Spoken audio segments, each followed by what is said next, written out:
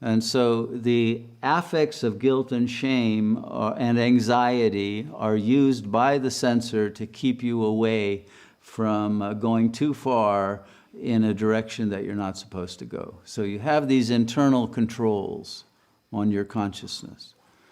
So these become the enemies that you're going to have to deal with.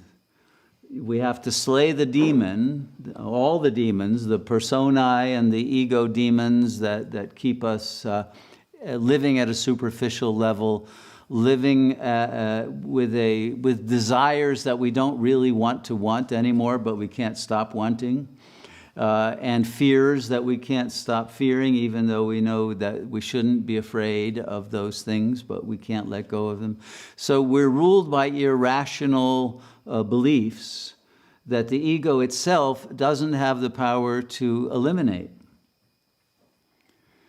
So this is the catch-22. The ego wants to be free, but it's got an agency within it that will not allow it, and that will threaten it with not only emotional instability, but literally depersonalization or some kind of a massive breakdown if it goes too far into the unknown. So the unknown is forbidden territory. And yet, if we want to meditate, that's exactly where we have to go. We have to discover the unknown self. Okay, so this is the problem. If we didn't have internal resistance, we would all meditate once and be enlightened and liberated, and it would be over.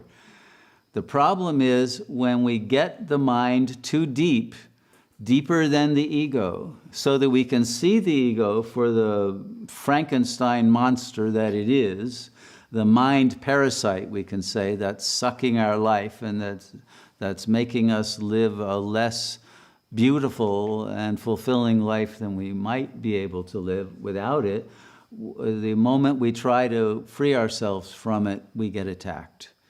And we can have such anxiety or such guilt or whatever that it won't allow us to let go.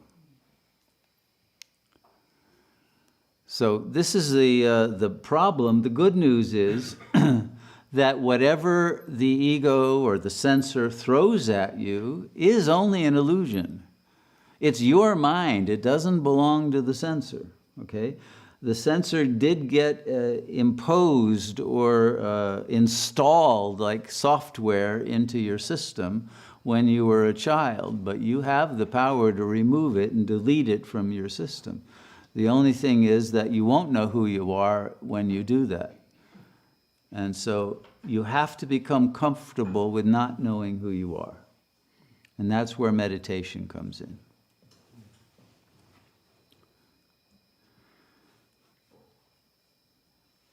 And the reason why I say that is that what Atma Vichara is, to get back to the key to what we're doing when we're meditating, is we are observing our ego. We're observing the mind. We're observing every movement of thought, emotion, and mental image. And we are observing it with the understanding that all it is an appearance, an object in the mind, and it is not who we are.